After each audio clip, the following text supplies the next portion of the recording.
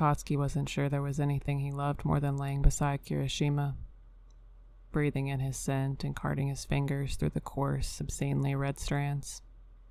Except he felt the same way when he'd had his lips wrapped around Kirishima's dick, too. And when they'd been kissing. Fuck. He didn't know which part of being with Kirishima he loved the most. All of it, probably, because it was Kirishima. As if in response to his thoughts, Kirishima turned to look at Katsuki, a soft smile creasing his features as his vibrant eyes flicked down to meet Katsuki's. "Hey," he said softly. "What?" Katsuki responded, not exactly brusque, but certainly less soft than the tone Kirishima had used. "What about you?" Kirishima asked, his eyebrows furrowing with concern. Katsuki blinked. "What about me?" he demanded, wondering what the hell Kirishima was going on about. Kirishima's face flushed bright red. "I mean," he said, his voice climbing nearly an octave as he continued. "You didn't exactly get off, and I was just thinking that maybe..." He trailed off, clamping his mouth shut, eyes wide and staring at Katsuki. "Maybe I should return the favor." His voice shook as he made the suggestion, his cheeks flaming. For some reason, it pissed him off. "Do you fucking want to?" Katsuki demanded, pulling back slightly to glare at him pointedly. Kirishima's face was getting redder, which frankly Katsuki wouldn't have believed possible if he hadn't seen it for himself. "I guess," he said. "I mean, it doesn't seem fair." "That's bullshit." Katsuki cut him off before he could even start with that. "This isn't a fucking transaction. You don't have to do anything just because I did. Do it if you want to, but don't fucking feel guilty if you just want to lay here and..." Damn it, he was not going to say cuddle, not even for Kirishima. "Fucking chill." Kirishima's expression lightened at his words. "Right," he said breathlessly. "Well, I mean, I still want you, but I'm also pretty happy just laying here with you too." Hell yeah, Katsuki could relate to that. He opened his mouth to say as much, only to be betrayed by his own fucking stomach, which rumbled loud enough to make Kirishima jump slightly. "Was that you?" Kirishima asked, his face darkening with concern. "Did you not eat anything today?" Katsuki scowled. He'd eaten. Not much, but he had eaten something. "I ate." Kirishima eased up into a sitting position, glancing down at Katsuki as he moved. "Are you hungry?" Of fucking course he was hungry. Katsuki glanced over at the clock beside the bed and blinked. "Fuck," he commented. "Is that really the time?" He hadn't realized they'd spent so long in his room. Kirishima frowned at his clock. "Wow," he commented. "I guess it's definitely lunchtime. So much for the dining pass." Katsuki frowned, easing off the bed and rummaging in his closet for a new shirt. "What dining pass?" he demanded, tugging the shirt on. Kirishima was tugging up his pants, glancing up briefly to answer.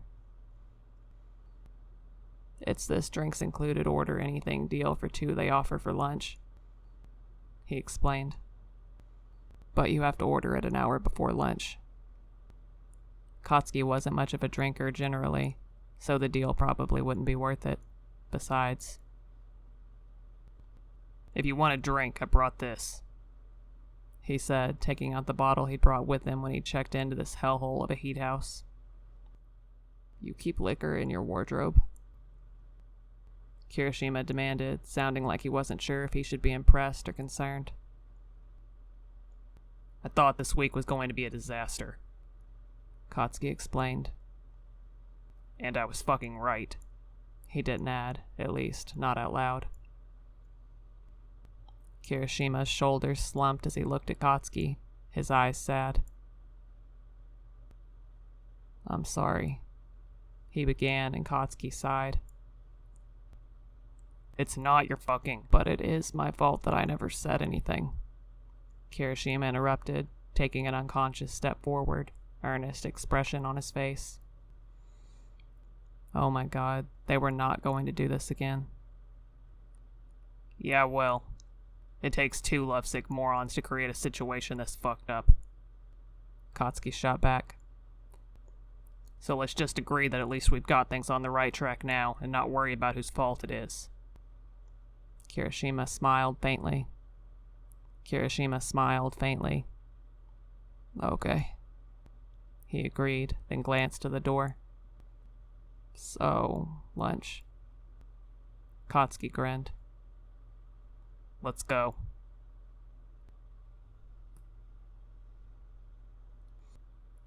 Ichiro and Bakugou had nearly made it to the lunchroom when they bumped into the Omega girl he'd brought suppressants for. What was her name? Arakaki. And some alpha guy who was with her. He wasn't especially tall, but he had broad shoulders, a muscular chest, ample stomach, and large nose. Despite his rather intimidating bulk, his eyes were kind, and he seemed to recognize Bakugou. Hey!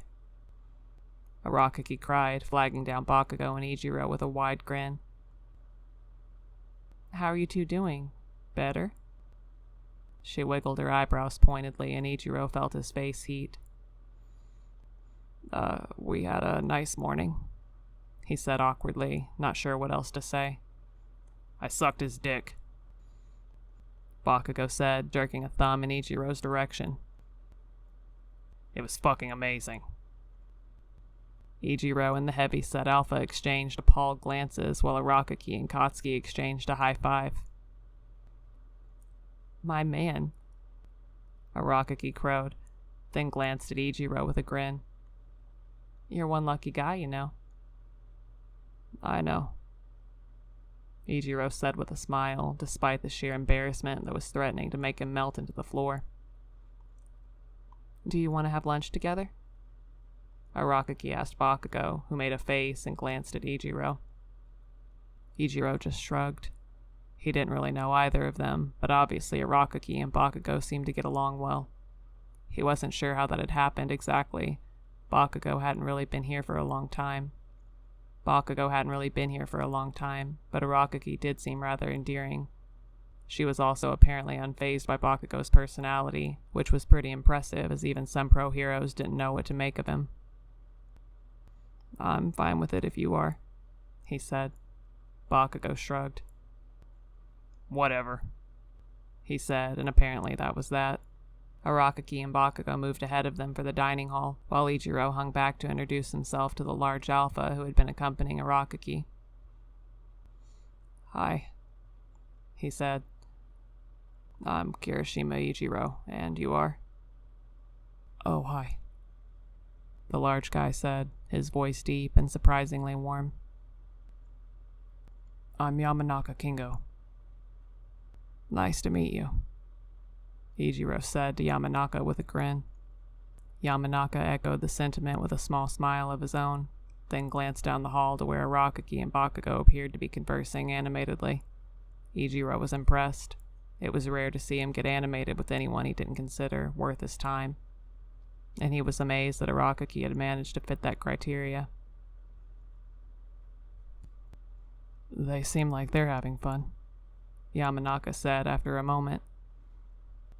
Yeah, surprisingly, Kirishima said, shaking his head slightly in amazement.